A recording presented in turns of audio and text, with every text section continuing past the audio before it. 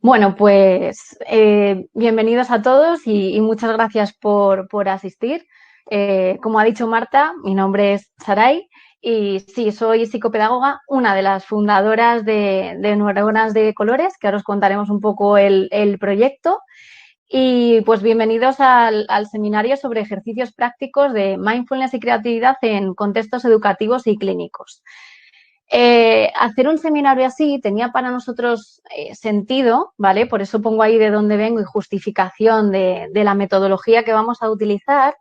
Neuronas de Colores, que os invito a que podáis ver y comprobar nuestro proyecto.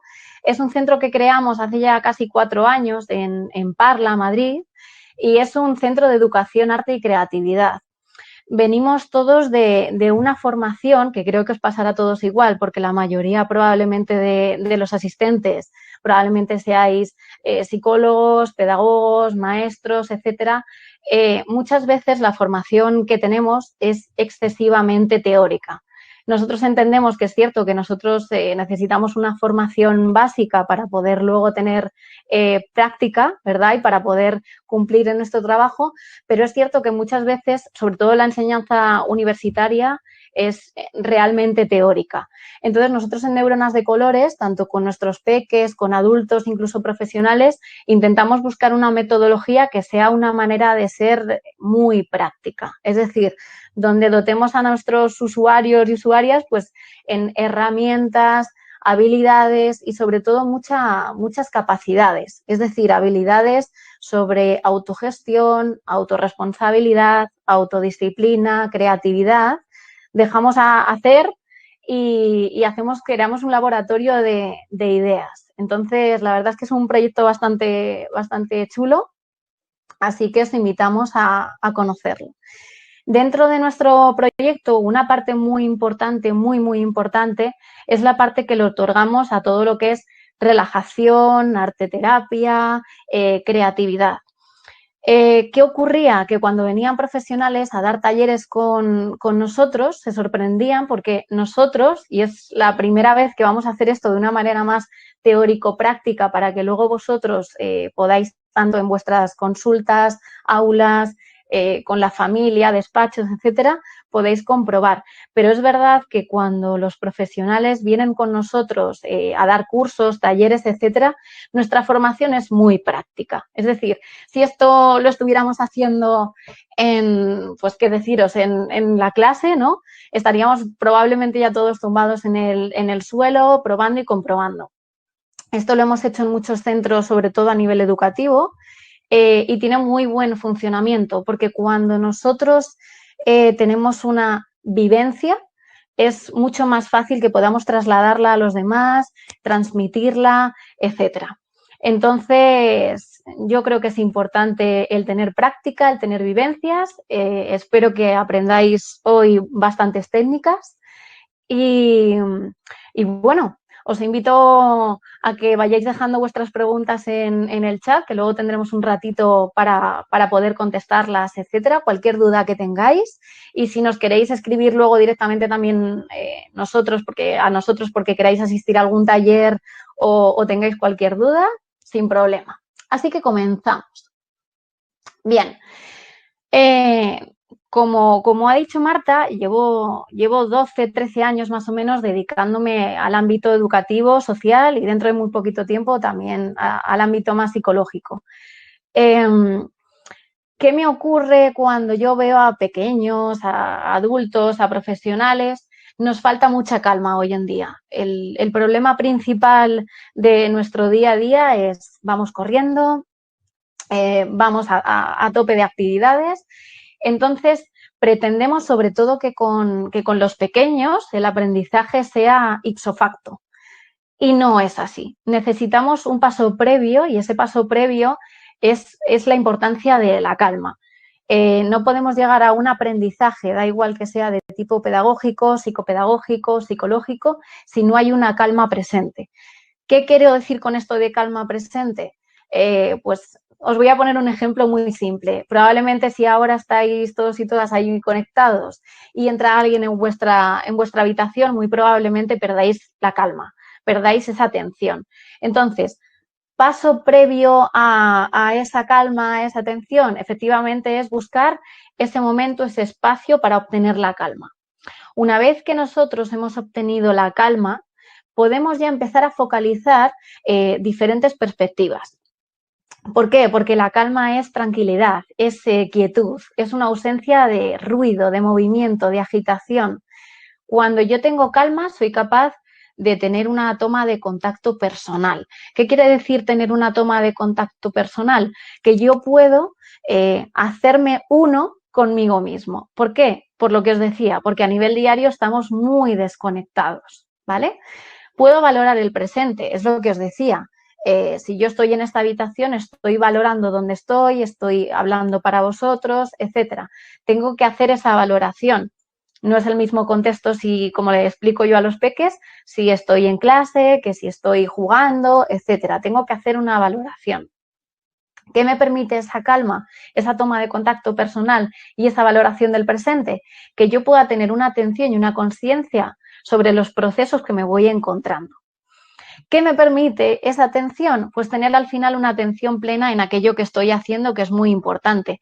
No le puedo pedir a un peque que se centre en algo si previamente no tiene calma. Y esto los que tenéis experiencia en determinados sectores os vais a dar cuenta. O incluso en un contexto clínico, si un paciente llega a consulta con mucha inquietud, es imposible que atienda los procesos de una manera adecuada. Bien, ¿qué nos va a dar esta atención plena? Pues una curiosidad. Es decir, si yo consigo que tu atención, muy probablemente te empieces, ¿verdad? Esto es lo que llamamos hilar, te empieces a conectar con lo que está ocurriendo. Y finalmente ocurre el aprendizaje. Si os dais cuenta, es muy importante el contexto de calma. Es más, en estudios en los que he podido participar y en estudios además en nuestro laboratorio de ideas particular como es Neuronas de Colores, ¿qué nos encontramos? Que si antes de entrar a las aulas o antes de entrar a una sesión nos permitimos simplemente 5 minutos de calma, esa sesión se aprovecha, que os diría, el doble o el triple que una sesión normal. De hecho, cuando hemos tenido la oportunidad de probarlo, por ejemplo, en colegios, nos hemos dado cuenta que la atención, el aprendizaje, el ritmo de la clase es muchísimo mejor. Por eso os invito, si sobre todo hay por aquí pues, docentes, que seguramente sí, a que podáis probar todas las técnicas que os voy a recomendar hoy, que ya os digo que esto va a ser realmente práctico, que podáis hacerlo en vuestros ámbitos, porque vais a notar a nivel personal, incluso si queréis hacerlo a nivel personal, pues el seguir estas técnicas, tanto a nivel personal como profesional, vais a notar un gran cambio. Y eso espero. Vale, seguimos y os cuento. Cuando muchos profesionales vienen a nuestro centro, nos encontramos, bueno, profesionales y no tan profesionales, es decir, gente de a pie que ha tenido pues un mal momento, tiene mucha ansiedad y necesita un cambio, ¿no? Muchas veces no diferenciamos bien, porque no se ha trabajado, como os digo, en estos aspectos prácticos, entre lo que es relajación, mindfulness o meditación. Ahora mismo el mindfulness está como de moda, ¿no? Pero no se sabe muy bien cuál es la diferencia y además se solapan muchas cosas, no se diferencian bien. Entonces, parte aquí de los ejercicios prácticos que vamos a hacer después, se basan mucho en diferenciar estos tres aspectos. Os vais a dar cuenta luego que van a ir unidos, es decir, luego vamos a tener actividades y procesos que son muy similares, pero es cierto que sí necesito que hagáis una diferenciación previa para que luego esos ejercicios y sobre todo los objetivos que buscamos con ello lo tengáis más claro y sean mejores. No es lo mismo relajación que mindfulness, que meditación. Y fijaros, y ahí no lo puse un poco adrede, las ondas cerebrales que movemos en los determinados ejercicios de relajación, de mindfulness y de meditación no son los mismos. En ejercicios de relajación estamos hablando de que buscamos unas ondas alfa, en los ejercicios de mindfulness estamos hablando de ondas beta y alfa, y en los ejercicios de meditación estamos hablando de ondas gamma, teta y alfa.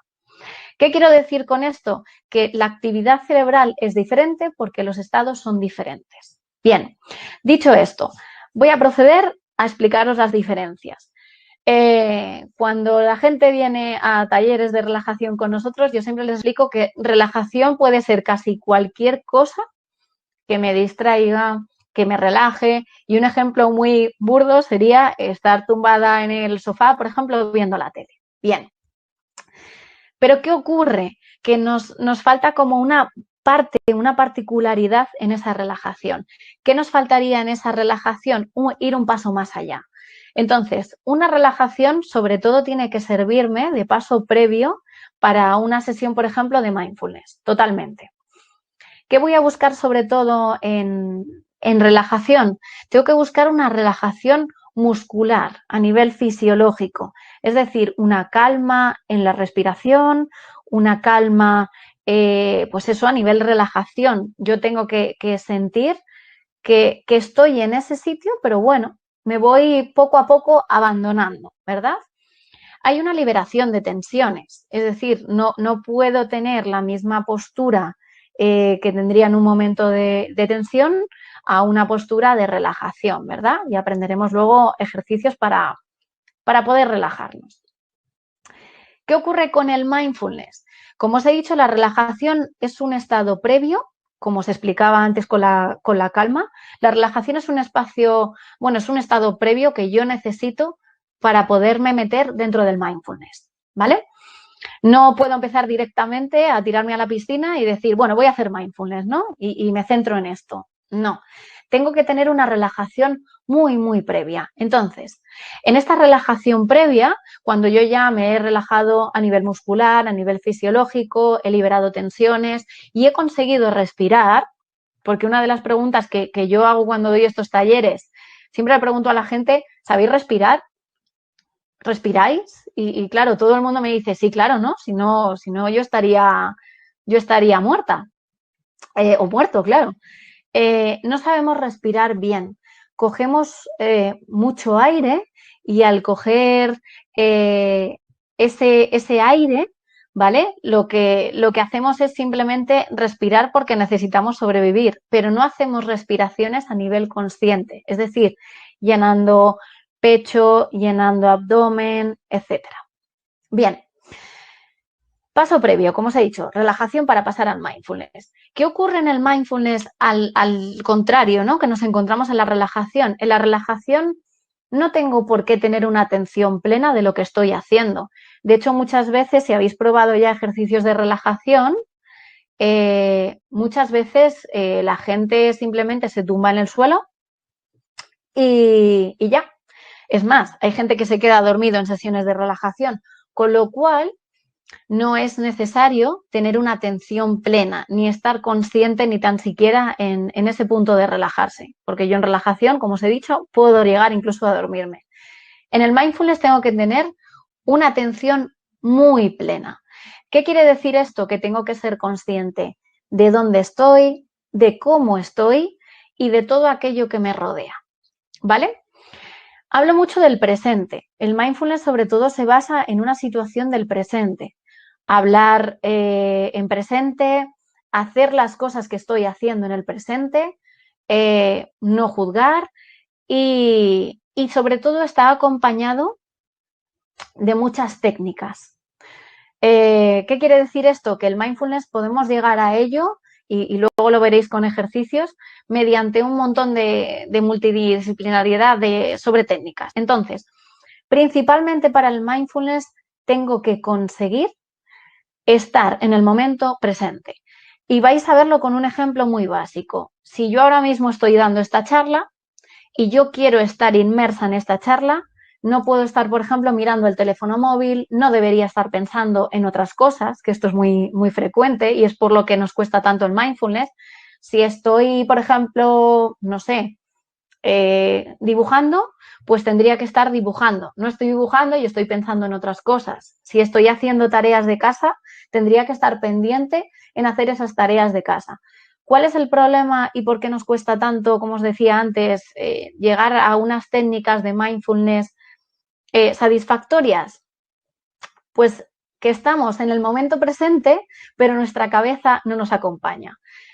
Rumiamos mucho las ideas, se nos va, etcétera. Y eso es muy complicado, ¿vale? Por eso os digo que esto es práctica. Esto es como ir al gimnasio y querer conseguir beneficios. No es cosa de un día, sino que es cosa de varios.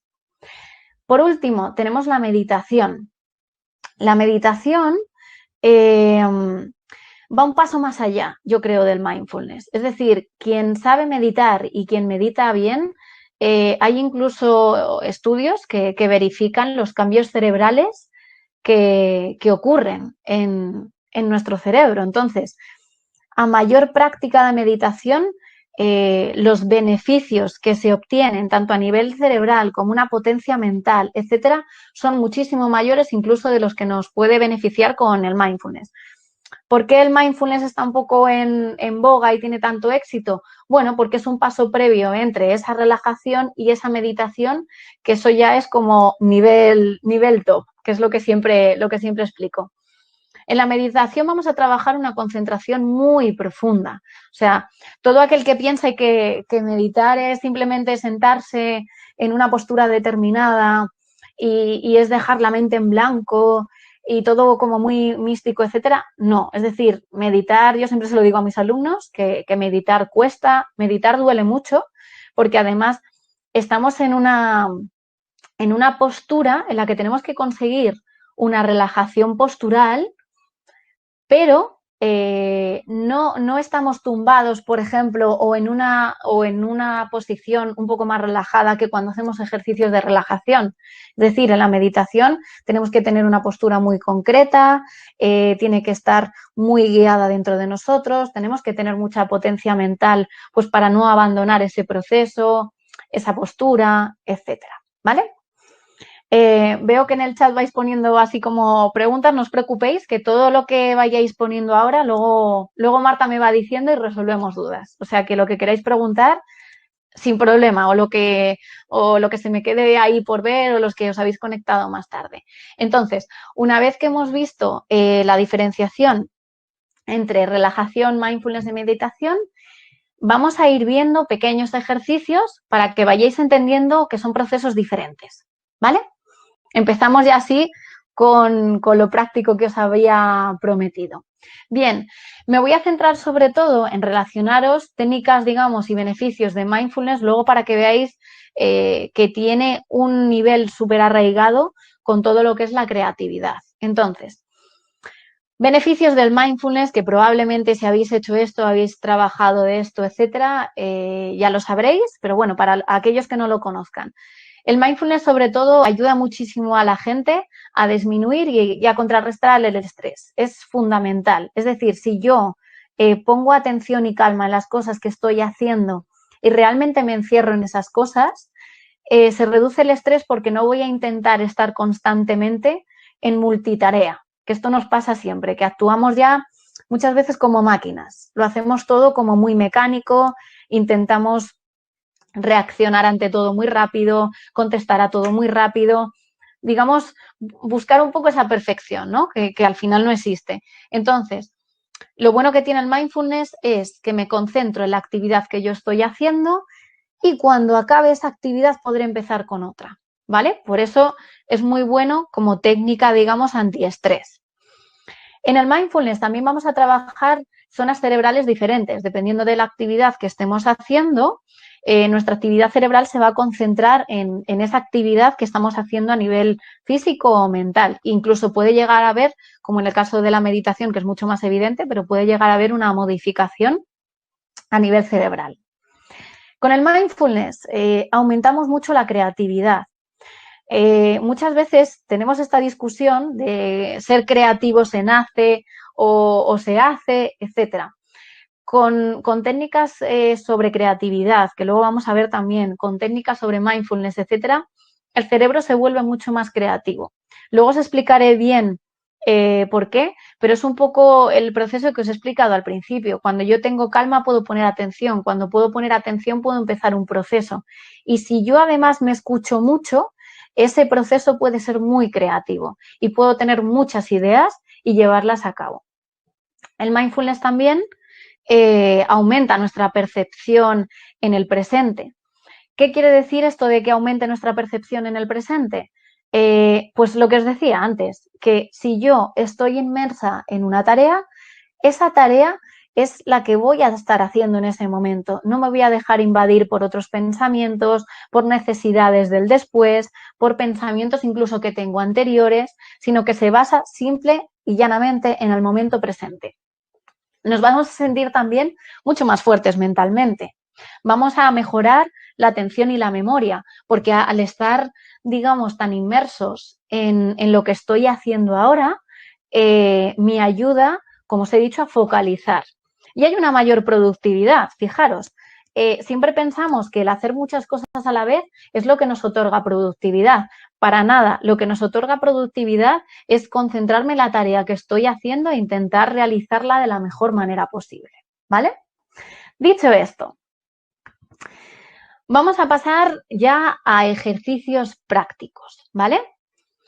En estos ejercicios prácticos hay probablemente muchos que ya habéis probado, muchos que sabréis. Bueno, yo lo voy a explicar como, pues, desde cero, como si no tuvierais mucha idea, ¿vale?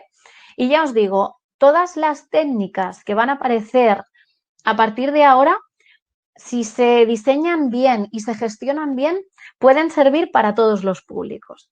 ¿Qué quiere decir con esto, con todos los públicos?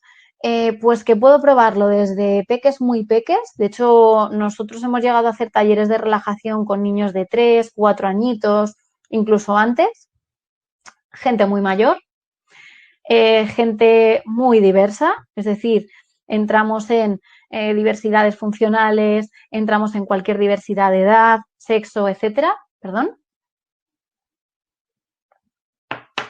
En grupos, a nivel individual.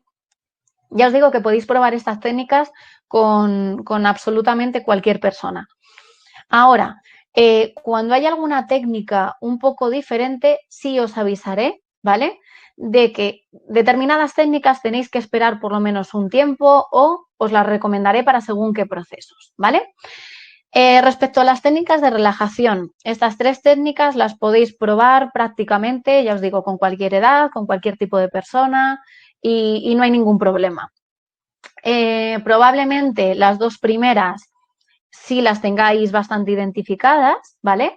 Una de ellas sería la relajación muscular progresiva de Jacobson, digamos que es la típica que se da en las consultas, sobre todo de psicología, y también se suele a veces hacer algún tipo de relajación en las aulas, y se basa sobre todo en ejercicios de contracción y de relajación, ¿vale? Es decir, el movimiento que yo podría estar haciendo ahora mismo con mi mano, que sería de contracción, apretar, apretar y relajar.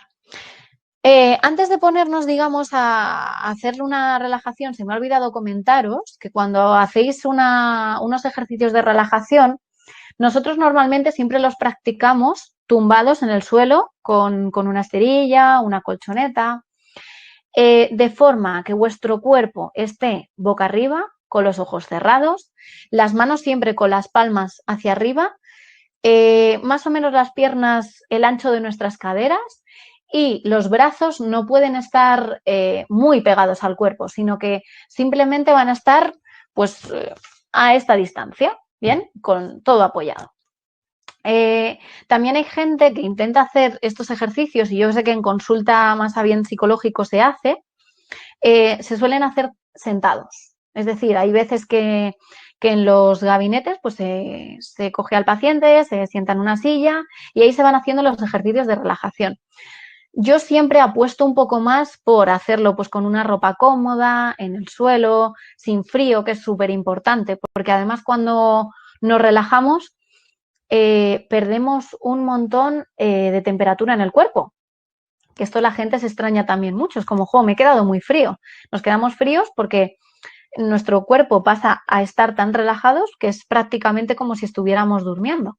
Entonces, Una vez que hemos tenido esta postura, hemos cerrado los ojos y tal, se pueden hacer este tipo de relajación muscular progresiva de Jacobson, que consistiría básicamente, como os he dicho, en ejercicios de contracción y relajación, ¿vale? Inicialmente Jacobson puso unas 71 partes del cuerpo, luego han salido métodos mucho más abreviados, ¿vale? Pero bueno, fundamentalmente vamos a trabajar 4 grupos en nuestro cuerpo, 4 grupos de partes. El grupo 1 sería, lo voy a decir despacio por si alguno está tomando notas, pero bueno, el grupo 1 estaríamos hablando de manos, antebrazos, tríceps, y es con lo primero que empezaríamos. Grupo 2, sobre todo nos centraríamos en esta zona del cuerpo, es decir, cabeza, todo lo que es la cara, el cuello, la frente, nariz y ojos. Y claro, me diréis, ¿cómo contraigo, no? Bueno, pues podemos arrugar lo que es esta zona, ojos, incluso se pueden hacer ejercicios con la mandíbula de apertura, cerrar, etcétera. Tenemos en el grupo 3, tendríamos tórax, todo lo que es esta parte, tórax, estómago y región lumbar, ¿vale? Y por último acabaríamos con la parte de abajo, es decir, muslos, nalgas, pantorrillas, pies, etcétera, ¿vale? Es fundamental, yo ahora lo estoy contando muy rápido y si hicierais taller con nosotros, claro, esto lo estaríamos haciendo directamente con la relajación, etcétera, pero es muy importante, aunque vosotros guiando la actividad penséis que estáis tardando mucho en hacerlo, es como acabo de decir que relajen tal y enseguida quiero pasar a la siguiente. Hay que dar un tiempo para esta actividad, es decir, puede parecer que la relajación progresiva es muy corta, pero lo hay que hacer bien. Y para hacer bien una relajación consiste en tiempo, porque no es lo mismo cuando yo lo guío desde fuera el tiempo que yo creo que está pasando a la persona que está tumbada que necesita esa calma en el ejercicio. Entonces, yo puedo estar con esa respiración agitada de pensar que tengo que hacerlo rápido, ¿no? Para que me dé tiempo a hacer muchas cosas en esa hora o el tiempo que dure el taller, pero la persona del suelo necesita calma y ha venido a buscar esa calma. Con lo cual, sí os invito un poco a que vayáis muy despacio en este tipo de ejercicios, ¿vale? Que le deis tiempo a la persona a focalizar esa parte del cuerpo, a que tenga que contraerla, a que tenga que relajarla, a que note ese cambio, ¿vale? Porque hay que ser muy conscientes en este tipo de relajación el cambio que estamos haciendo a nivel muscular. Normalmente cuando luego hemos acabado este ejercicio, lo que vamos a hacer es, al finalizar se suelen mover muy poquito a poco, pues cada zona. Yo siempre digo que lo intenten hacer con movimientos que sean prácticamente imperceptibles, es decir, una cosita como nada, que se note muy poquito, como esto. Y ahí sí que empezaríamos desde abajo hacia arriba, es decir, de piernas, piernas, brazos, es decir, todo lo que empieza el cuerpo por abajo hacia arriba para volver otra vez un poco a reconectar. ¿Bien? Después tenemos el entrenamiento autógeno, que sería el método Schultz, que me imagino que, bueno, que alguno por aquí también lo conocerá. ¿Qué quiere decir? Pues yo creo que son los ejercicios de relajación que nos hacían a nosotros cuando éramos pequeñitos, que seguramente os acordaréis porque nos decían, tu cuerpo cada vez está más pesado, ¿no? Después de los ejercicios de educación física. Bien, pues el método Schultz se basa sobre todo en experimentar cosas, ejercicios que sean tanto fisiológicos, ¿vale? Como racionales. Es decir, está relacionado un poquito como con prácticas hipnóticas, ¿vale? Exógenas. Y entonces vamos a trabajar por medio pues, del lenguaje, de las sensaciones. Se trabaja sobre todo, como os digo, en el sentido de, pues vas a notar que tu cuerpo cada vez está más y más tranquilo. Vas a notar que tu cuerpo cada vez es más y más pesado. Vas a notar que tu cuerpo cada vez tiene más y más calor. vas a notar que tu cuerpo cada vez es más y más ligero. Se suelen trabajar con esas sensaciones de tranquilidad, de pesadez, de calor, de ligereza y esas sensaciones son muy potentes a nivel mental porque consiguen relajarnos. Entonces, un taller ideal de relajación, pues sí que podríamos trabajar primero la respiración, podemos hacer una relajación muscular, que es lo que hemos visto anteriormente, y hacer un entrenamiento autógeno, por ejemplo. Bien, dicho esto, nos quedaría en relajación, hacemos un escáner del cuerpo. ¿Qué quiere decir este escáner del cuerpo? Muy fácil. Lo que intento es que la gente conecte con su propio cuerpo, con sus emociones. ¿Qué quiero decir con esto? Que yo cuando estoy tumbado en el suelo puedo saber qué partes de mi cuerpo siguen tensionadas, pese a respiraciones, pese a que yo ya haya hecho algún entrenamiento, alguna relajación. Entonces siempre les digo que lo que tienen que intentar es escanear todo su cuerpo, desde la cabeza hasta los pies. ¿Para qué? Pues muy importante. Cabeza a pies para descubrir todas aquellas partes que se hayan quedado extrañas, ¿vale? Porque la gente siempre os va a hablar de sensaciones extrañas. Sensaciones extrañas, básicamente, pues va a ser tensión. Entonces, nos vamos a focalizar una vez que hemos hecho ese escáner del cuerpo y yo, por ejemplo, creo que se me ha quedado mal el cuello, etcétera, muy probablemente lo que tengo que hacer es poner atención a esa zona del cuerpo que ha seguido tensionada y seguir respirando y poner mucha atención para conseguir, mediante otra vez relajación muscular, conseguir calmarla. ¿De acuerdo? Bien. Espero que estas técnicas os sirvan. Voy a continuar. Y ahora nos vamos con ejercicios prácticos de mindfulness. Ya os digo que ahora mismo como el mindfulness está muy a la alza, hay un montón de ejercicios que podéis encontrar por internet, multitud de técnicas, etcétera. Yo os voy a contar un poco las que más suelen llamar la atención y os voy a contar también las que suelen dar mejores resultados, ¿vale?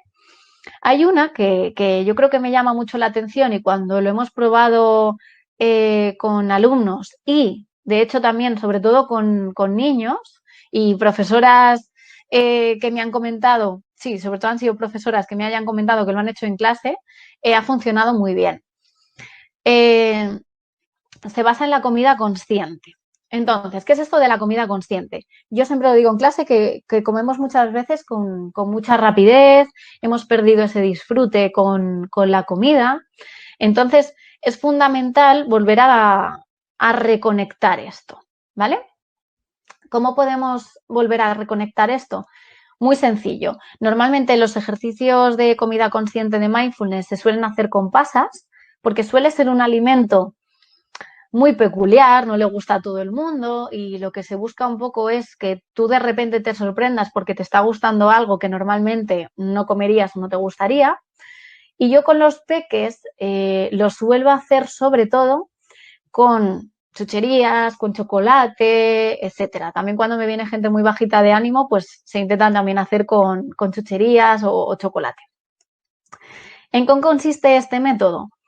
Este método consiste en poner mucha atención, primero, al olor, a la forma y hacer un repaso general pues por esta comida, ¿no? Es decir, cosas que hemos perdido, ya nadie, o sea, puedo oler la comida pero no me acerco a hacer ese proceso de oler o no me acerco a tocar, ¿no? A experimentar. Entonces es muy importante que empecemos a reconectar con esas sensaciones y a poder hacer ejercicios incluso de comida consciente. Y además yo luego siempre recomiendo que esa semana se hagan una comida o una cena especial y puedan disfrutarla, coman con calma, etcétera. Bien, importante. También hay ejercicios de mindfulness respecto a la comida consciente que se basan, por ejemplo, en pensar de dónde ha salido esa comida, quién la ha fabricado para ti. Se basa un poco en qué proceso anterior ha seguido eso hasta que tú te lo has encontrado ahí. Y ya os digo que se toman pedacitos muy pequeños, se prueban etcétera, ¿vale? O sea que probadlo y tras los ejercicios que hemos visto anteriormente, hacer este tipo de ejercicios de mindfulness, os vais a dar cuenta cómo funciona el doble, ¿vale? Por lo que os comentaba muy al principio. La calma es esencial para cualquier procedimiento y proceso de aprendizaje. Bien, otro ejercicio, lo mismo. Lo pensé un día y a mí me ha dado un resultado muy bueno. Hay gente que se queja de que no es capaz de poner concentración o de poner atención, de relajarse, de incluso meditar, etcétera. Entonces, para este ejercicio yo siempre saco una pequeña vela, puede ser la vela que tengáis por casa, por clase, en las sesiones, lo que queráis, y se pone la vela enfrente de la persona. Aquí yo hago dos tipos de variantes. Una variante sería intentar muy levemente soplar esa vela para que no se apague, pero nosotros estemos constantemente viendo ese movimiento de la vela, que es potente ese ejercicio, porque tengo que tener mucha atención en no apagarla, en ver la llama. Entonces, no estoy permitiendo, estoy obligando a que la persona tenga mucha atención en lo que está haciendo. Y es un ejercicio muy bueno, además, para peques, por ejemplo, que tienen TDAH, es muy, muy bueno porque hace que durante un rato simplemente estén atentos a ese juego de la llama, de que venga y vaya. También hay otra variante, sobre todo ahora por el tema de la pandemia, pues no es posible ponernos a soplar la vela, pero la otra variante es simplemente dejo la vela encima de la mesa y estoy conectando con ella a nivel visual. Voy viendo si cambia de forma, si hay colores diferentes y me concentro simplemente en eso. Como os he dicho también al principio, un ejercicio muy práctico de mindfulness es esas tareas de la casa o esos deberes, el concentrarme y hacerlos en un periodo de tiempo, ¿vale? En que si yo estoy haciendo ejercicios, estoy haciendo ejercicios. Si estoy estudiando, estoy estudiando. Si estoy lavando los platos, estoy lavando los platos. Lo que no puedo hacer es estar haciendo estas tareas pensando en otras, ¿vale? Que eso es muy habitual. Veamos por aquí, vale. Entonces, como os he dicho, si estoy haciendo algo en el momento presente, me concentro absolutamente en esas tareas que tengo que hacer. Por último, y además, todas estas que os he dicho las podéis probar igual con cualquier tipo de público. Ahora viene un poco un ejercicio que yo practico de mindfulness en clase, pero con este sí que hay que tener mucho cuidado. Con este no se puede hacer la primera sesión sin conocer al público que tenemos y sobre todo para niños muy pequeños, ¿no?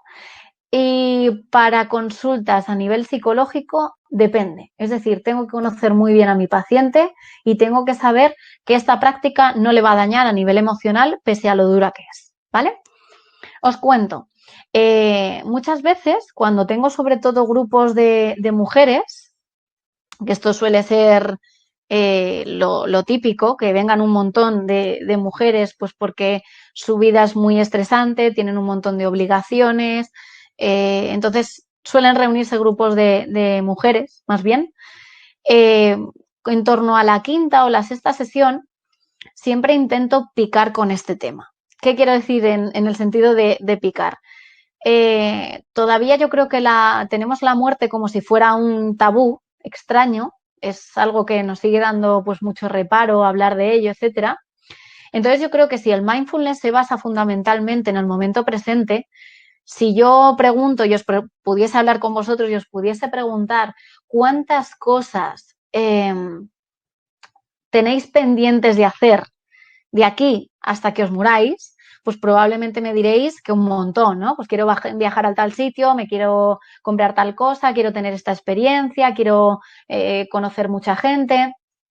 ¿Cuál es el problema?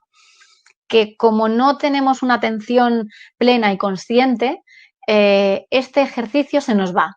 Entonces, bueno, siempre pensamos todos que vamos a durar hasta los 90 años y que vamos a tener muchos años de nuestra vida para poder, ¿verdad? Para poder hacer este tipo de cosas.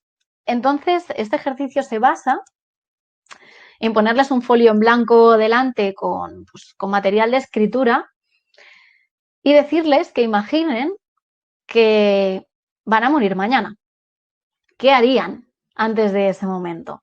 Entonces, claro, yo creo que ahí la gente empieza a tomar un poco de conciencia de dónde está.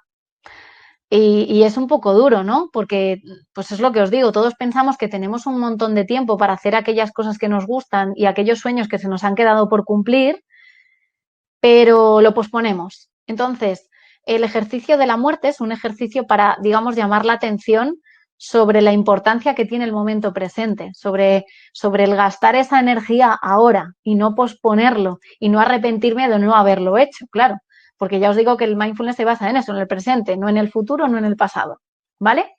Entonces, este ejercicio sí que os recomiendo que lo cojáis como con mucha calma, y no con todo el mundo es igual de efectivo, porque hay gente que a nivel emocional todavía no está fuerte y no podemos quizá poner un ejercicio así, pero creo que es muy positivo para gente, por ejemplo, que pospone mucho las cosas, que tiene muchas ideas o muchas visiones, pero no las lleva a cabo.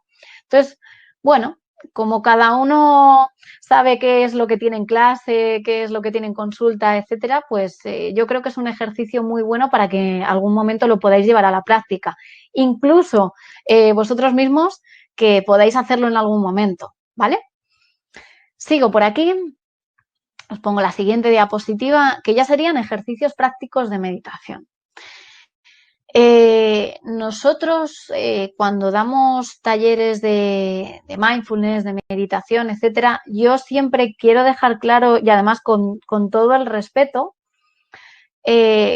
bueno, la meditación ya sabéis que viene del mundo budista, hinduismo, etcétera, pero nosotros lo hacemos con todo el respeto del mundo para intentar separar esa parte espiritual que sabemos que, a ver, es lo bonito y lo que realmente funciona, pero bueno, partimos de esa parte espiritual para hacer un ejercicio más bien a nivel práctico, ¿vale?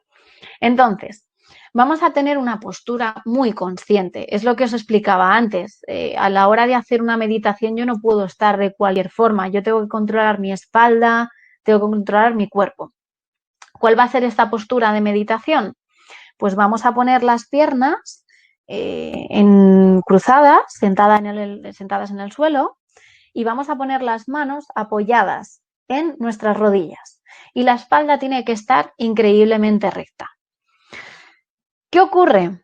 Que es una postura que no es nada cómoda, entonces nos cansamos, entonces queremos abandonar la postura y estamos constantemente haciendo un juego de reto con nuestra mente, porque nuestro cuerpo obviamente quiere abandonar.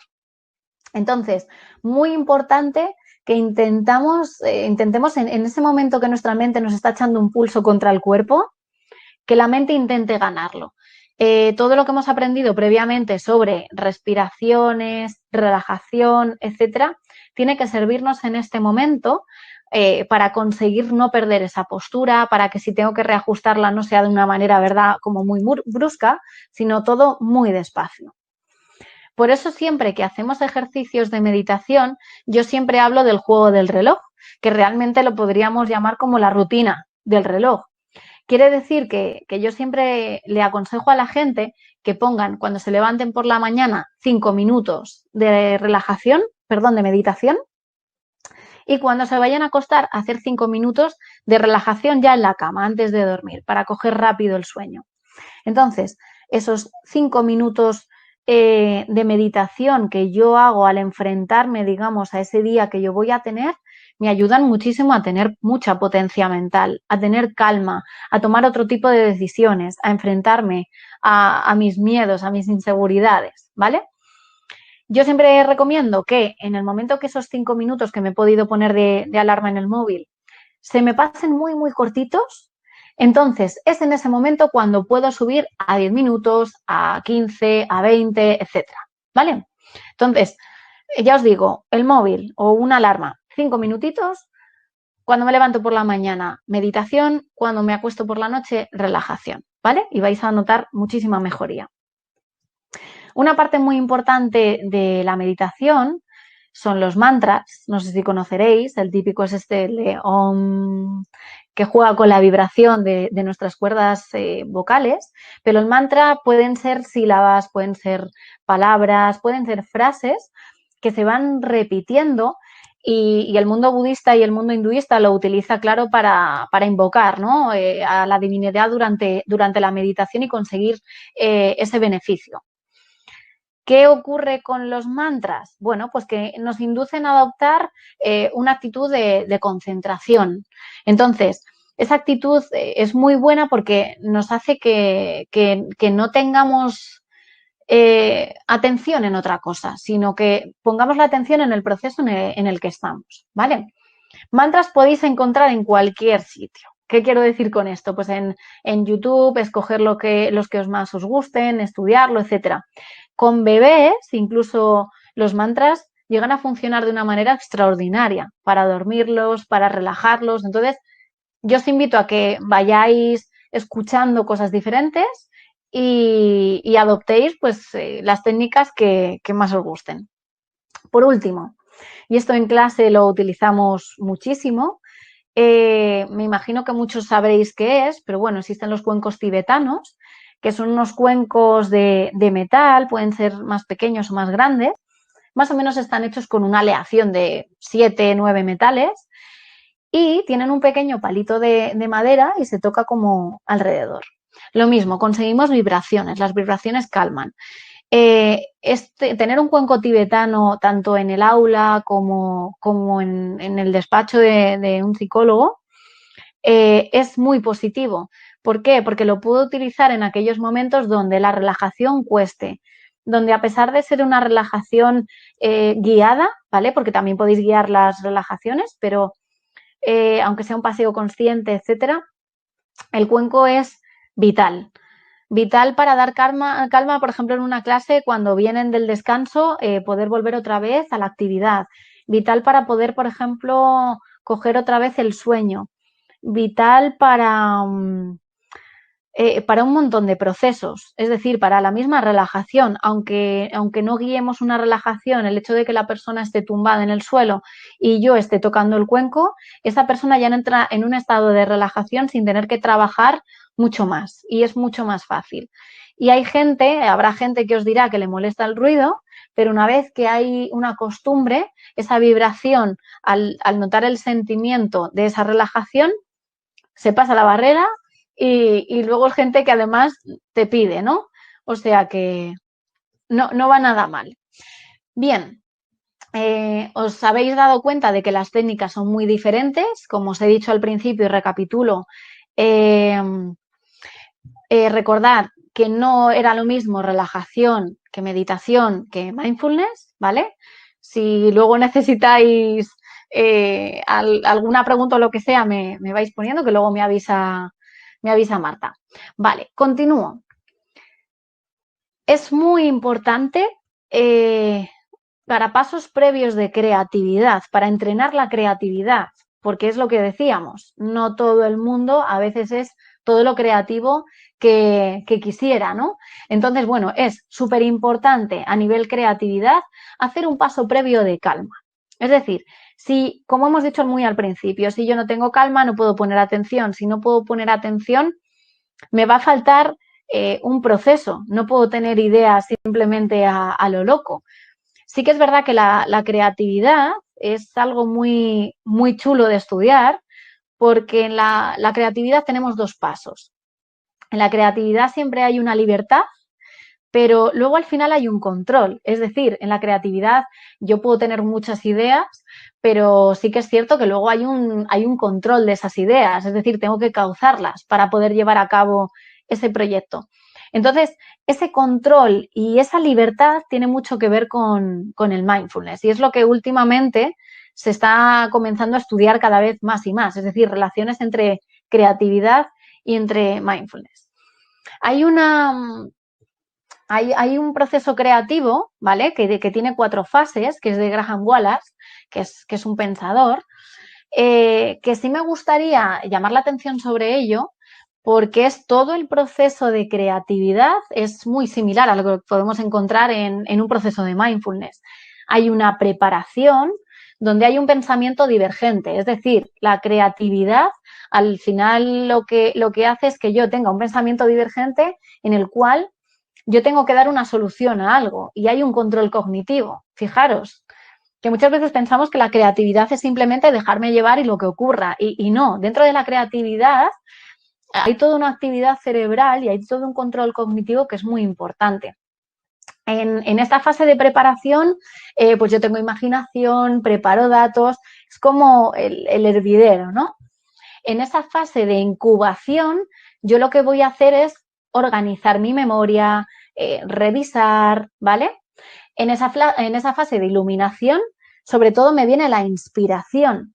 Pero fijaros, hasta que yo he tenido esa inspiración, he tenido un proceso de ese control cognitivo, de buscar soluciones, de buscar recursos en mi cabeza.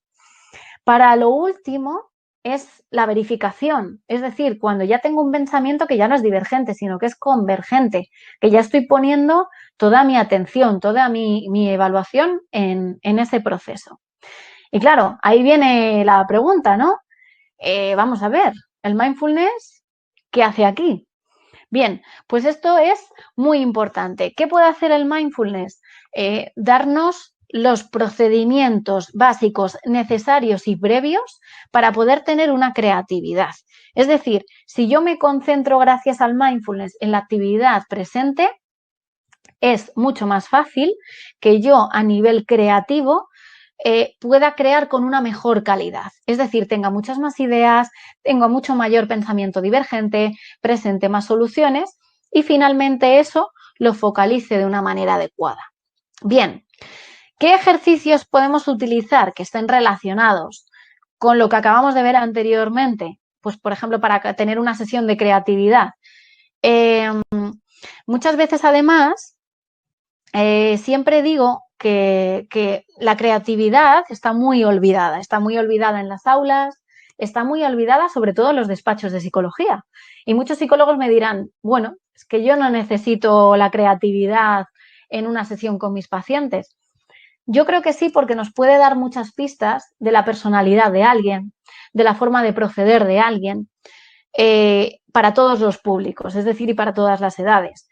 En un proceso creativo yo puedo ver cómo la persona piensa, cómo la persona siente, cómo la persona decide y sobre todo qué gustos y qué personalidad se manifiesta, ¿vale? Entonces, os he puesto aquí 4 ejercicios que para mí son los más chulos y los que me dan muy buenos resultados. El primero se llama Si yo fuera. Esto sobre todo es muy chulo de hacer tanto con adultos como con peques. Yo puedo pensar cualquier categoría. Puedo pensar una categoría de animal, puedo pensar una categoría de objeto, una categoría de persona importante, ¿por qué no? Y si yo fuera un animal, ¿qué sería? Y esto nos da muchas pautas a nivel clínico. Ya os digo que en una consulta que puede parecer que la creatividad tiene que estar como más fuera porque es todo más gris, no tiene nada que ver. Yo puedo aprender mucho de las explicaciones que de esta pregunta me pueda decir un paciente, igual que puedo aprender mucho de un niño o una niña pequeños, ¿no? Entonces, en este ejercicio ya os digo que se basa mucho en imaginar categorías y que os puedan contestar, ¿vale? No hay ningún problema. Segundo ejercicio, imaginar objetos. Esto es fenomenal para, por ejemplo, en procesos en empresas que a veces necesitan tener lluvias de ideas. Puedo imaginar objetos que sirvan para, pues a veces, las cosas más disparatadas, ¿no? Entonces, ¿en qué consiste este juego? Bueno, el juego dinámica. Tenéis un tiempo muy preciso, podéis imaginar objetos para determinados usos. Pues, por ejemplo, que en la empresa os digan o en el taller o donde estéis, necesito que inventes algo para esto. Entonces, ¿qué objeto se te ocurre? ¿O qué inventarías, no? Esto también nos va a dar, si sabemos leer detrás del mensaje que nos está mandando a nivel clínico, también es bastante bueno porque os sorprenderíais muchas veces de las respuestas. Y esas respuestas, si sabemos mirar un poco en el subconsciente, nos están dando pistas de la personalidad de la persona, totalmente, ¿vale? Entonces os animo a que lo probéis. Un segundo. Vale, sigo. Búsqueda de soluciones.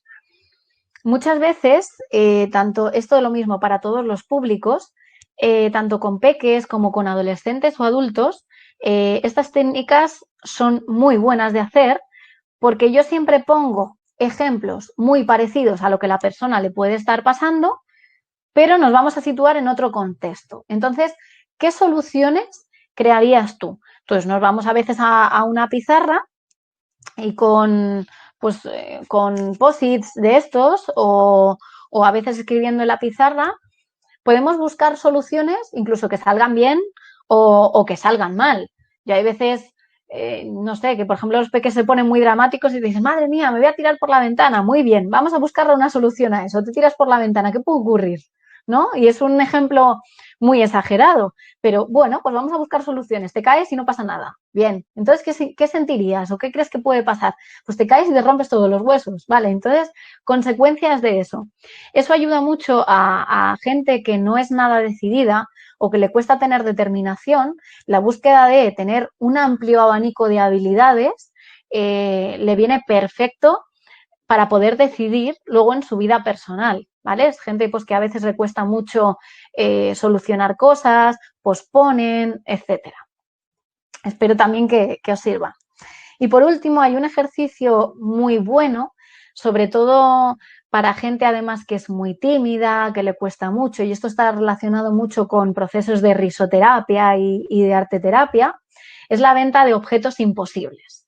Es decir, el hecho de que tengamos a una persona pues delante de gente, y es una técnica que también se utiliza a veces en gente que tiene miedo pues hablar en público, etcétera. La venta de objetos imposibles, pues como su propio nombre indica, estamos hablando de que tú ves un objeto y un objeto muy imposible, pues como podría ser una bicicleta de ruedas cuadradas, estamos hablando de una caja de nada y que intenten con técnicas intentar venderlo. Lo mismo, os vais a sorprender de los procesos que tiene la gente, que al final hasta el que parece más tímido, el que parece que tenga menos recursos, al final se mete en el papel y es una técnica también de liberación y muy creativa para que os puedan dar diferentes planos, ¿no? Bien, dicho esto, que sé que ahora mismo tendréis la cabeza así, llena de ideas, de pensamientos de voy a hacer esto, tal. Fundamental. En nosotros está la calma y quería acabar además con esta frase, porque muchas veces la gente dice, no, no soy capaz de relajarme, yo no soy capaz de hacer estas técnicas, no puedo. Y sobre todo muchas veces la gente dice que no puede ser creativa. Y yo siempre digo que la calma está en nosotros y que todo lo podemos entrenar, incluso la creatividad. Así que espero que os hayan gustado las técnicas, que sobre todo las llevéis a la práctica, que si queréis conocer un poco más de nuestro proyecto, incluso probar una clase, etcétera, nos lo digáis. Y cualquier duda, pues la vais escribiendo y a ver si ahora nos podemos poner con las preguntas, que vuelva Marta otra vez. Ya estoy por aquí. Vale. Voy a ir trasladándote, Saray, todas las preguntas que nos han ido haciendo los internautas que han seguido la sesión. Alexandra, por ejemplo, preguntaba si la meditación es una técnica que se utiliza para el mindfulness. Vale, yo es que soy muy de diferenciar procesos. Sí que es verdad que nosotros, por ejemplo, en talleres que cuestionan, pues eso, hacemos relajación, meditación y mindfulness, sí que es cierto que para mí es un proceso, es como la guinda final. Es decir, si tú has sido capaz de relajarte y tú has sido capaz de tener un proceso de mindfulness y de haberte concentrado, etcétera, vamos a pasar al siguiente paso, que es la meditación. Pero tened en cuenta que la meditación al final es un proceso un poquito más alto. Al final me requiere pues un tipo de habilidades o herramientas que si no tengo va a ser a veces pasar un mal rato o porque sí. Entonces yo siempre abogo un poco porque se hagan los pasos previos y se vayan introduciendo pequeñas rutinas sí, de meditación, pero siempre con esa diferenciación. Alexandra también preguntaba si se puede llegar a un estado de mindfulness a través de la meditación. Vale, la respuesta es un poco similar. Yo sí que diría que, a ver, me voy a intentar traducirlo, digamos, con palabras muy llanas. Relajación me puedo relajar casi en cualquier estado, como os he dicho antes, tumbada en el sofá, viendo la televisión, etcétera. El mindfulness llega un poquito más allá porque sí que tengo que poner una cierta atención, pero es verdad que hay una mezcla entre atención y relajación, y la meditación estamos hablando de una atención muy plena. Es decir, que no haya nada, digamos, que pueda perturbar esa calma. Entonces, yo lo asemejaría quizá a una pirámide, en donde aquí estaría la relajación, aquí estaría el mindfulness, y por punto final, digamos, sería la meditación como cúspide, como en ese momento en el que estamos, no estamos dormidos, estamos conscientes, y hay que conseguir llegar, digamos, a ese punto medio en el cual estoy atento y estoy consciente, pero con esa relajación, digamos, del segundo previo a cerrar los ojos. Adrián también pregunta si el mindfulness serviría para entrenar la atención dirigida. Totalmente, sí. De hecho, nosotros lo hemos probado con ejercicios de creatividad como los que os he enseñado, y ejercicios de mindfulness con peques, sobre todo, que tenían TDAH. Perfecto, súper bien. Y con gente que tenía también, por ejemplo, que mostraba pues deterioro cognitivo por la edad, etcétera, igual. María Camila pregunta si el yoga puede servir como una técnica de relajación. Sí, porque pensad que además el yoga se basa también en movimientos posturales, se trabaja mucho además ejercicios de contracción y de relajación de esos músculos, así que perfecto. Melania preguntaba que cuánto tiempo se le debe dedicar a las actividades que has estado explicando. A ver, depende del público. Sí que os digo, por ejemplo, con niños muy pequeños, el hecho de que intentéis que durante toda la hora, por ejemplo, estén tumbados, sin moverse, etcétera, puede ser una misión a veces casi imposible. Entonces, yo creo que hay que estudiar mucho el público que viene. No es lo mismo, pues gente, por ejemplo, muy mayor, que no le vas a poder tampoco tener tumbado mucho tiempo porque luego el beneficio se va a ir, o niños muy pequeñitos. Entonces, yo creo que hay ejercicios que simplemente los vais a poder hacer durante 10 minutitos. Nosotros, a nivel estándar, os puedo decir, sí que hacemos en sesiones de alrededor de una hora y cuarto, siempre damos alguna explicación al principio. Siempre solemos hacer ejercicios de unos 30 minutos de relajación y luego dedicar 15 o 20 a mindfulness y 5 o 10 a meditación. Pero estamos hablando de grupos nuevos, digamos, no ya los que pueden ser un poquito más expertos, que tienen un poco más de manejo. María Camila otra vez pregunta si la técnica de la muerte que has explicado se podría utilizar en población con conductas o ideación suicida. Vale, este sí que lo he visto además desde el chat, que he visto la pregunta. Por eso os decía mucho que además en esta técnica la tengo que coger un poco con alfileres. ¿Qué quiere decir esto? Si una persona con la que casi no hemos trabajado técnicas para prevención del suicidio, etcétera, y de repente le estamos constantemente hablando de la muerte, puede no ser positivo. Pero si es una persona que ya tiene cierto entrenamiento, ya tiene ciertas habilidades, como punto final, digamos, a un proceso, sí puede arrancar que la persona tenga una motivación para hacerlo. Es decir, para hacer nuevas dinámicas, para ponerse a hacer ejercicio, para buscar nuevas motivaciones. Pero sobre todo estamos hablando de ejercicios que van a funcionar muy bien con gente que tenga mucho estrés, que posponga, que sea muy pasiva. Entonces hay que administrar bien, como os he dicho, cada técnica, digamos, a cada tipo de sujeto y cada edad, claro, porque esto, por ejemplo, en niños muy pequeños no tiene ningún sentido, porque los niños no tienen la visión de muerte que podemos tener los adultos.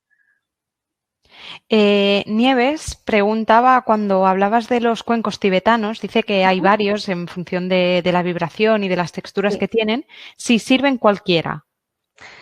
A ver, Esto es como todo, cualquiera. Yo, por ejemplo, en clase tengo dos, uno muy chiquitito, que es el de, digamos, el del día a día, y luego tengo otro para cuando ya la gente ha aprendido a relajarse bien, pues es más grande, es mucho mejor, etcétera. Creo que además un ejercicio muy bueno con los cuencos puede ser que las mismas personas que asisten al taller aprendan a poder cogerlo, tocarlo, sepan si esa vibración les gusta, no, etcétera. Es decir, el vivenciar, es lo que os he dicho un poco al principio. Creo que hay que aprender a vivenciar mucho con la gente y a dejar hacer. Matthew pregunta qué técnica es mejor utilizar para guiar a un paciente a un afrontamiento de una situación o creencia. Vale, pues podemos estar hablando, por ejemplo, la técnica que hemos hablado de las diferentes soluciones en la pizarra, esa es muy buena. Si vemos que le cuesta mucho tener rutinas, pues o rutinas o ideas o sueños por cumplir, podemos utilizar la de la muerte. Yo creo que todas las técnicas que supongan que la persona se dé cuenta de en qué proceso está y haya una autorresponsabilidad y haya una autogestión, son muy positivas. Cualquiera os puede servir, pero fundamentalmente la que he dicho, la de la pizarra y búsqueda de soluciones, como si fuera un proceso pues, de empresa, ¿no? De marketing. Elide pregunta si estos ejercicios que has explicado se pueden aplicar a terapia de parejas. Totalmente. Es más, en terapia de pareja y terapia de familia, por eso he dicho que cada uno, claro, pensará en ejemplos muy probables que tenga, pero sí, de hecho, en todos los ejercicios que sean tanto de creatividad como de mindfulness, como de puesta en calma, eh, todos estos ejercicios a nivel pareja son muy positivos porque hay mayor complicidad, puede haber numerosas emociones, si tengo calma me voy a afrontar mejor a ese proceso que estoy haciendo en terapia, o sea que fenomenal. Dicen que se ha cortado un poquito cuando explicabas lo de la técnica del escaneo del cuerpo. A ver si podrías hacer un resumen. Vale, esta técnica además era facilita y es resumida. Les digo a la gente que viene al taller, están tumbados además en el suelo en posición de relajación y siempre les digo que hagan un escaneo de su cuerpo desde la cabeza hasta los pies y que todas aquellas zonas que hayan quedado en tensión, que les cueste más todavía mover, que ellos noten que todavía hay cierto proceso en el que están nerviosos, que intenten mediante respiración y volver otra vez a hacer lo que hemos explicado de los ejercicios de Jacobson, de Schultz, etcétera, volver otra vez a intentar probar otra vez y comprobar. Y entonces ese escaneo se puede hacer antes del ejercicio de relajación para ver qué partes tengo tensionadas, durante el ejercicio de relajación y posteriormente. Susana pide a ver si puedes darle un consejo. Dice que tiene una clase, o sea, un caso de un niño o una niña con timidez de unos 10 años en una clase. ¿Qué consejo puedes darle? Vale, todas las técnicas que he explicado sobre creatividad son muy positivas para peques con problemas a nivel de autoestima, incluso problemas a nivel de timidez, problemas muchas veces de nenes que tienen como, yo lo veo como el cuerpo como muy tenso constantemente. Entonces, todo lo que sea conectar el cuerpo a nivel, pues, niños muy pequeñitos con creatividad, nos puede conseguir el proceso contrario. En el adulto sería como necesito esos ejercicios de relajación, de mindfulness para conseguir la creatividad. Y en peques muchas veces puedo conseguir esa liberación por medio de la creatividad. Podemos empezar el procedimiento un poco al revés. Claudia preguntaba si el mindfulness sería útil para tratar a pacientes con ataques de pánico. Totalmente. Tanto ejercicios de puesta en calma como de relajación, como de mindfulness, como de meditación, en fobias, estrés, ataques de pánico, etcétera, además es fundamental. Es decir, estar formado en esas técnicas para formar a nuestros pacientes y poder hacerlo. Lina, aparte de darte las gracias, otros usuarios también lo han hecho, ¿eh? Dicen que ha sido muy interesante. Pide si hay otra técnica, aparte de la respiración, en la que se pueda tener conciencia del presente.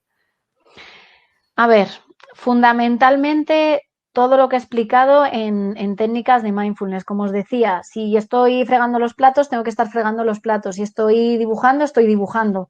Es decir, el no salirnos principalmente del proceso en el que estamos inmersos. Yo creo que es la técnica principal de mindfulness, pero principal. Y luego, a nivel respiración, yo siempre diría que lo principal es respirar. Es decir, puedo estar presente en el momento en el que estoy. Es verdad que eso ya me va a dar de por sí calma, pero aún así tengo que seguir entrenando respiraciones porque es verdad que no respiramos bien. Es la realidad. Ana María pregunta que cómo podemos ayudar a entrar en este proceso de relajación o meditación a las personas que no están acostumbradas. Esto yo creo que es lo más complejo que os podéis encontrar, sobre todo cuando la gente manifiesta, yo creo que más a nivel psicológico, porque los peques es verdad que se dejan liar más para estas cosas, pero es verdad que hay gente que en consulta presenta muchas resistencias y una de estas resistencias es el venir con la creencia, como os he dicho, de yo no puedo relajarme, nadie ha conseguido que me relaje, esto es muy complicado. Entonces yo creo que ejercicios, por ejemplo, como el de la vela, para que la persona simplemente aprenda, aunque sea 5 minutos, a estar atento con algo, yo creo que es muy positivo.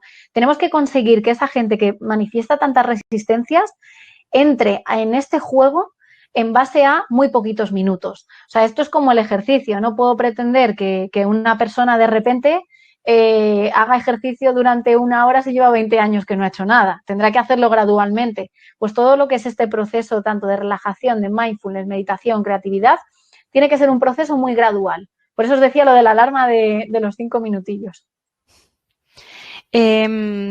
Olga dice a ver si puedes hacer alguna recomendación para entrenar la creatividad en equipos docentes en los colegios de diferentes niveles. Vale, yo creo que, fijaros, cuando estamos hablando de equipos, creo que antes incluso y esto es como una técnica que no he hablado de ella, pero antes de hacer procesos de creatividad, sinceramente, yo me iría un paso previo. Antes de la creatividad, cuando estamos hablando de grupos, creo que tiene que haber una cohesión.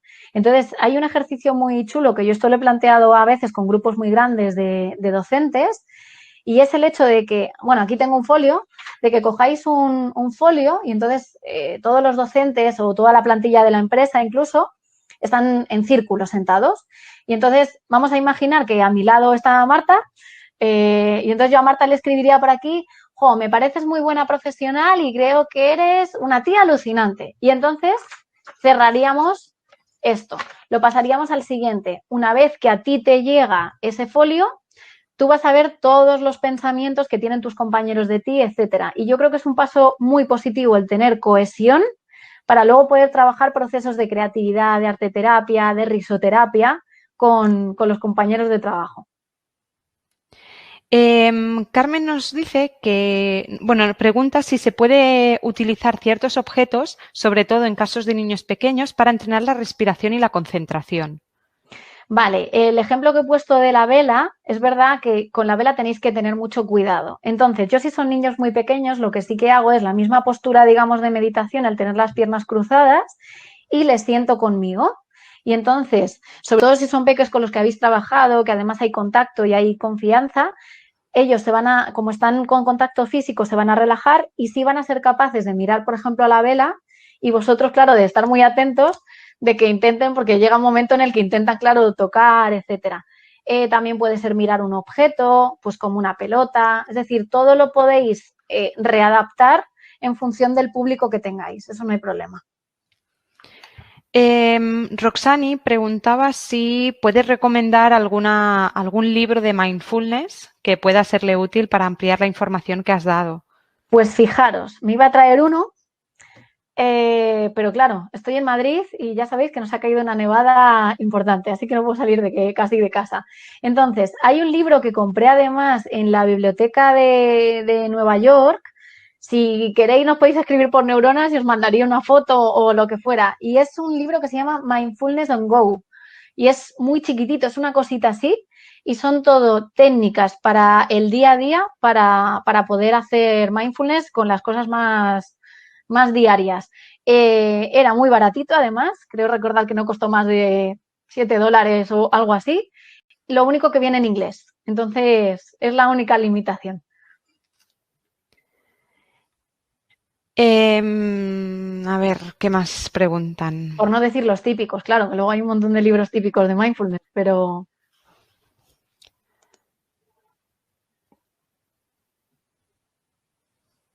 dicen, repite el libro de mindfulness, creo que pone por ahí. Es mindfulness, no sé si es On Go, ¿no? go o on go, sí. Vale, os lo escribo por el chat para que lo tengáis. Sí, ya os digo que si luego a los pobres que se hayan quedado con dudas nos quieren escribir o lo que sea, no hay problema. Les contestamos también. Mira, Jessica nos explica que ella es profesora de alumnos de 14 años y que con ellos hace ejercicios de 4 minutos para despejar el cansancio de visión y que se despejen bebiendo o tomando alimentos o incluso ir al baño.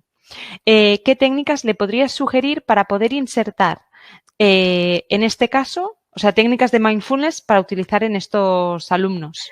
Pues fijaros, algo muy simple, como puede ser algún ejercicio de relajación que sea incluso en su silla, que simplemente sea hacer unas cuantas respiraciones muy conscientes y que me llenen mucho y tomar conciencia de dónde estoy simplemente con los ojos cerrados, eso puede ser un ejercicio muy bueno. Y el ejercicio también que he recomendado antes para grupos de profesores, etcétera, en clases con adolescentes también funciona súper bien, para que haya cohesión de grupo, para que haya una tranquilidad, para que haya un ambiente de calma en clase. María dice que el ejercicio de imaginar objetos no le ha quedado demasiado claro, que si podrías volver a repetir las ideas clave. Vale, un segundo que tengo por aquí, el de imaginar objetos, a ver, ¿qué estaba yo pensando? Vale, imaginar objetos puede ser simplemente que yo diga, tenéis que inventar algo, pues yo qué sé, ahora se me ocurre, tengo mi cabeza muy puesta en la nieve, entonces llegar y decir a la gente algo para poder quitar la nieve de un tal, pues venga, pues me voy a inventar una aspiradora gigante eh, que quite toda esta nieve, ¿no? Por ejemplo, en base a las respuestas que os den, vais a averiguar mucho de la personalidad. Es decir, pues si quiere abarcar un montón, si las ideas son tremendamente desconectadas, etcétera. Entonces es un poco eso, el imaginar objetos un poco locos en determinadas situaciones que os podéis inventar. Matthew pregunta que cómo puede prevenirse o manejarse una reacción adversa durante la aplicación de una de las técnicas, por ejemplo, un llanto descontrolado. Vale, yo creo que hay que intentar acompañar, es decir, comprender totalmente la emoción, porque además cuando volvemos a estado de calma, y esto ocurre mucho en las sesiones de relajación o de mindfulness, os vais a encontrar con gente que ríe, que a veces no es lo normal, pero a veces pasa, pero sobre todo mucha gente que llora. Hay que tener en cuenta que es gente que viene, por ejemplo, muy estresada, con un alto grado de ansiedad, a veces con trastornos de ansiedad generalizados. Entonces, lo que tenemos que intentar es, igual que acompañaríamos a un niño pequeño que llora, pues se acompaña de la misma manera al adulto, es decir, comprendiendo la emoción, explicándole que es totalmente normal, que no le ocurre solo a él, sino que le pasa a más gente. Y bueno, si es necesario parar la sesión y hablar de emociones, de sentimientos, de por qué ha ocurrido, no hay ningún problema. Se pueden parar sesiones. Sandra pregunta que cuáles son las recomendaciones para realizar mindfulness con personas con deterioro cognitivo. Vale, con personas con deterioro cognitivo es verdad que podéis trabajar de la misma manera, pero vais a tener que repetir constantemente las instrucciones, hacer instrucciones de una manera súper sencilla para que os entiendan. Sobre todo trabajar a nivel emocional, es muy importante conectar con ellos a través de la sonrisa, de gestos, del acompañamiento, de contacto incluso físico. Y bueno, ser muy claros en las exposiciones. Ahí sí que os diría que los ejercicios tienen que ser más cortos. Pasa como con los pequeños, ¿no? Tenemos que acortar, digamos, la duración de los ejercicios, eso sí. María pregunta si todas estas técnicas explicadas servirían para abordar la procrastinación. Depende. Volvamos otra vez a lo mismo. No podemos hablar. Yo, claro, nosotros en Neuronas es verdad que trabajamos mucho con la personalización. Entonces es cierto que no me gusta dar como pautas en general, pues como lo que pasaba con prevención del suicidio, procrastinación, etcétera. Creo que hay que entender muy bien al paciente y a la gente que tenemos alrededor. En función de las características que nos determine esa persona, tenemos que intentar coger las técnicas que hemos aprendido, estas y todas las que ya sabemos, y personalizarlas en función de si me va a funcionar con esa persona o no. Vale, te hago la última pregunta que nos ha formulado Clara. El resto, sé que hay más preguntas en el chat, pero viendo la hora ya no va a dar tiempo de que Saray responda a ninguna más. Te hago la última y entonces nos despedimos. Clara pregunta que ¿cómo se puede comenzar a trabajar la conciencia corporal con personas hipocondríacas? Vale, esto pasa un poquito igual que con la gente que le costaba mucho lo que hemos hablado, el empezar un proceso de relajación, de mindfulness, etcétera. Entonces, yo con esta gente lo mismo.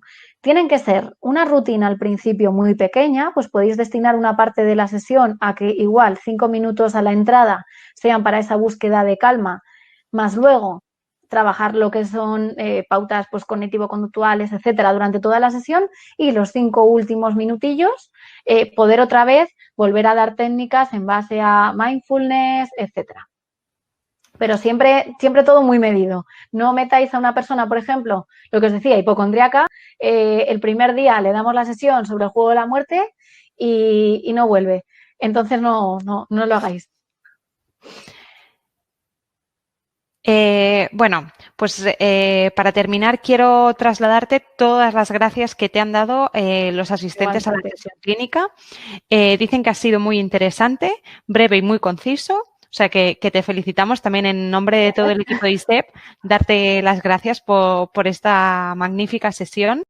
Y bueno, para aquellos que hayáis tenido problemas de conexión, no os preocupéis, puesto que hemos grabado la sesión clínica y en unos días la podréis volver a ver de forma íntegra a través de nuestro canal de YouTube, ISEP TV. O sea que no os preocupéis. Allí también tendréis la opción de descargaros la presentación que ha utilizado Saray, de manera que podéis volver a ver este contenido y acabar de tomar apuntes si alguien estaba interesado. Y bueno, pues hasta aquí la sesión. Espero que lo hayáis disfrutado y que nos podamos ver muy pronto en próximas sesiones clínicas. Muchas gracias a todos.